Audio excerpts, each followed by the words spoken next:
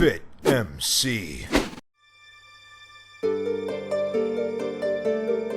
The 2B2T timeline is finally complete.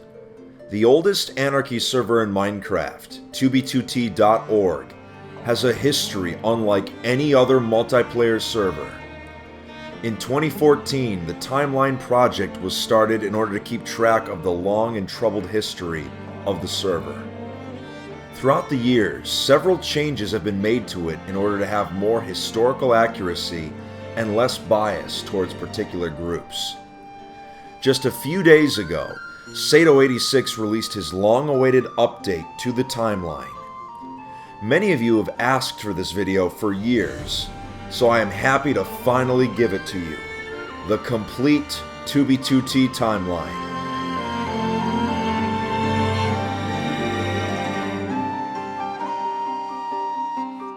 Our first era, the Age of Unrest, begins on December of 2010.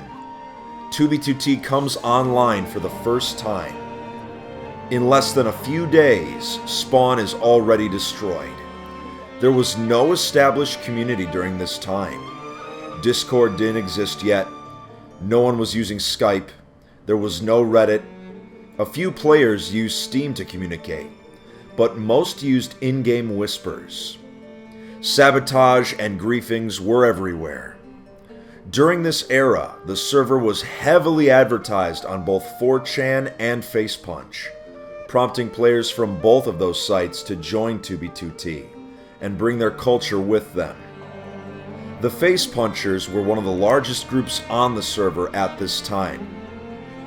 Yet, not a single group from this era has survived to the present day.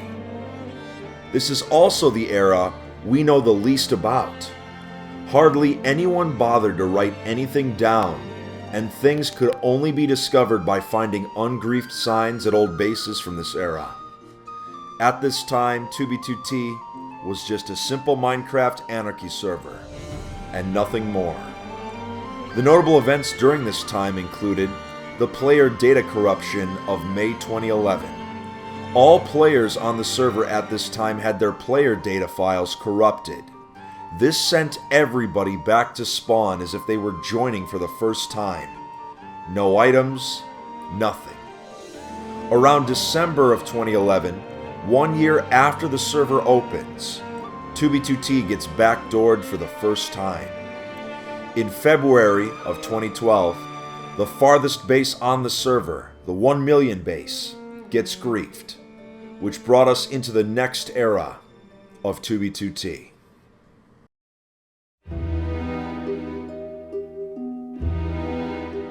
Lag issues, IP changes, server downtime, and Facepunchers leaving would make the server hit an all-time low, with the players barely making it to 15 people online during peak hours. This number dwindled even farther to the point where only 2 or 3 people were online at a time. The server almost died. A few die-hard players kept playing despite the awful conditions, and kept the server afloat with their donations. The notable events during this time included ImpSpace being founded in February of 2012, and the base 2K2K becoming the last stronghold of the Facepunchers. Things were looking very grim for the server at this time. But then,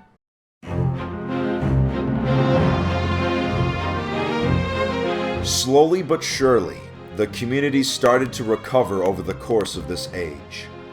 Starting with the founding of the group base Valkyria, and ending with Project Vault's creation. This time was the 2b2t Renaissance. A huge period of time marked by the server's first solid faction, the first 3 incursions, and a great rise in the number of group bases, which helped keep the player base of the server occupied and interested. It was during this time that a greater 2b2t community started to form. It was during this age that 2b2t became more than just a Minecraft server. This is when 2b2t started to become something truly unique.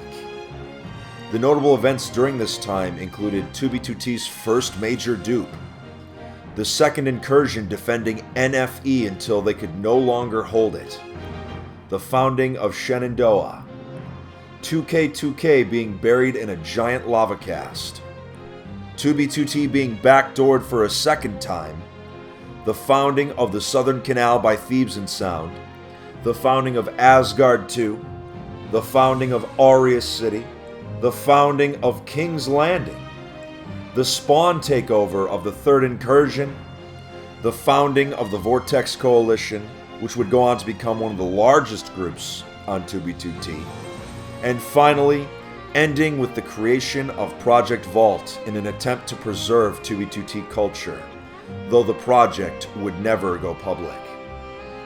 The community was at the perfect size around this time, with an average of 15 to 50 players on at any given time. It was truly the 2B2T Renaissance. This brings us into the next period.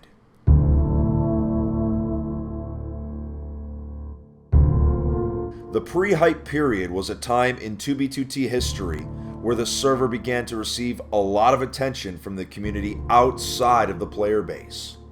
It was also a time of great destruction in the community. My video, The Day 2B2T Almost Died, covered a lot of things that happened during this era, but here's the gist of it all. ImpSpace, one of the largest and most secretive bases on the server, is leaked and destroyed. Motherboard releases an article about 2B2T at this time. Not too long after, Rock Paper Shotgun also releases an article about 2B2T. Multiple bases during this time are destroyed, such as Space Valkyria, KGB, Land of Norfs, as well as a few others. It's around this time that the backdoor drama happened, which caused the player count to plummet to the single digits on some days. It was a dark time, but absolutely nobody was ready for what would happen next, when a new era on 2B2T would begin.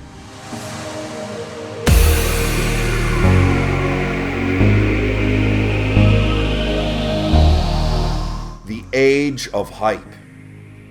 On June 1st, 2016, a big YouTuber by the name of The Camping Rusher began a video series on 2B2T. This would change the server forever. The influx of players was so large that the server was not prepared and required upgrades. Before I get into this era, I want to mention that this is the era that 2B2T is still currently in. Not a lot has actually changed since Rusher. The server still has more players than it can handle. We still have the queue that Rusher brought with him, and it's still vital for the survival of the server due to the massive costs of 2B2T. Several other big YouTubers came after Rusher, each of them causing a great influx of players into the server and causing havoc and hype, even triggering some incursions. This age is also marked by the huge amount of factions and groups that appeared and are still appearing, with some more solid than others. The notable events that have happened during the Age of Hype are the Camping Rusher starting his video series, the start of the Fourth Incursion, the creation of Team Veteran with the goal of splitting Rusher's fanbase, the founding of Team Rusher, which would oppose Team Veteran in the conflict, the start of Priority and Veteran Q in July of 2016. 2B2T is also forced into a hardware upgrade to sustain the amount of players from the war. In August, lag machines begin to be used against YouTubers for the first time. Imperium is founded. All maps are deleted in February of 2017. The world border is reached by Burnsy and the Diggers for the first time without the use of a backdoor in March of 2017. A few months later, Point Dory is griefed at the world border. In July of 2017, the 1.12 dupe is patched, Summermelon is griefed, and the 2B2T Museum opens.